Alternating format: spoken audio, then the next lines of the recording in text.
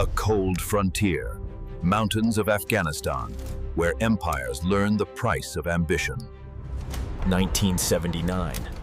Soviet columns cross the border, engines growling under winter skies. Kabul falls under new order. Fear and silence settle over city streets. Villages whisper of resistance. Prayers and rifles share the same room. Young men slip into the valleys, taking oaths beneath wind-scarred flags. Soviet helicopters carve the air, hunting shadows across jagged ridgelines.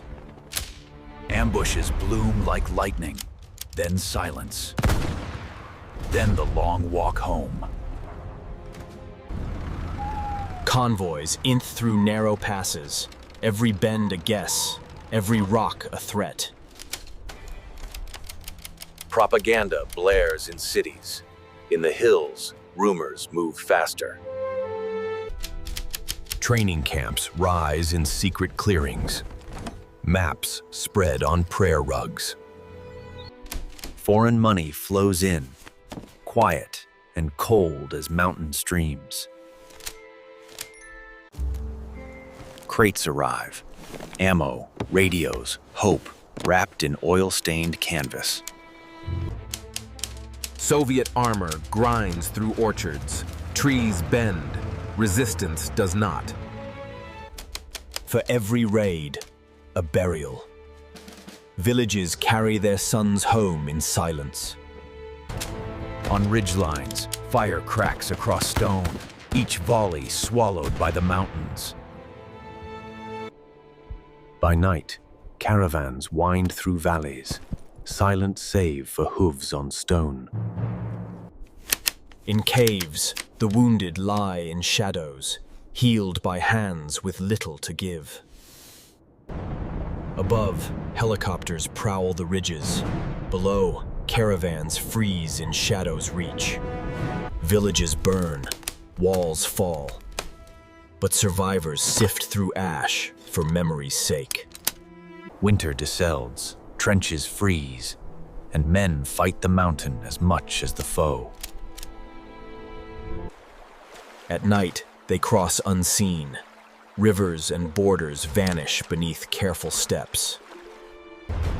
From the cliffs, sudden fire erupts. Convoys stumble into traps carved by the land itself. High in the cliffs, fortresses of stone braced for the storm of Soviet steel. Artillery rains down. Valleys choke with smoke as mountains echo with fire. Supply huts burn. Stockpiles vanish in fire, but the struggle only shifts elsewhere. Gunships roar. Hinds scour the valleys with firepower meant to break the will to resist. Then came new weapons. Stinger missiles, carried on shoulders, changing the skies forever. The Stinger finds its mark. A Hind spirals in smoke. The balance of war begins to shift. The Hind lies broken, steel and fire grounded, its fall a symbol of shifting tides.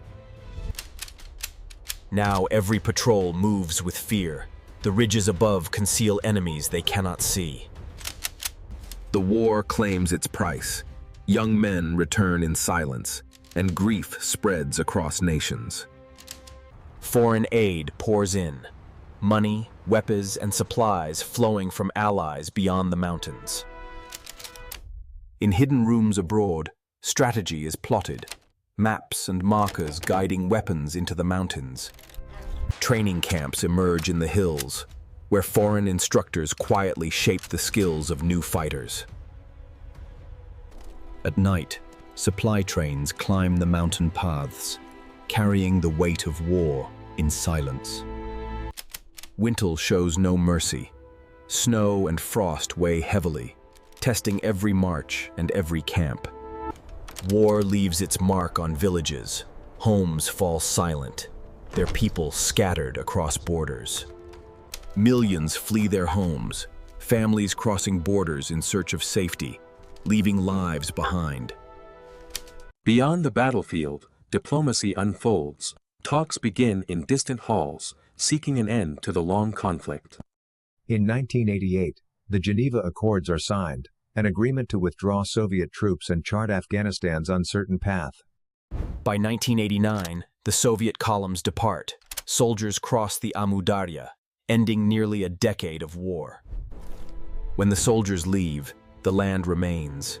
Ruins and silence tell the story of a decade of war. The world takes stock, the war seen as a Cold War victory for some, yet its human cost weighs heavily for many. The world takes stock, the war seen as a Cold War victory for some, yet its human cost weighs heavily for many. The world takes stock, the war seen as a Cold War victory for some, yet its human cost weighs heavily for many. With the Soviets gone, Afghanistan faces a new turmoil. Factions struggle for control, and peace remains distant. Millions are displaced. Families walk for days toward camps, their lives uprooted by a decade of conflict. The war ends, but its legacy remains. Villages shattered, families divided, and generations carrying its weight. The Soviet-Afghan War becomes a symbol, an echo across the Cold War, remembered in headlines and scars alike. The Soviet-Afghan War ends, but its shadows endure, etched into landscapes and into the lives of those who lived through it.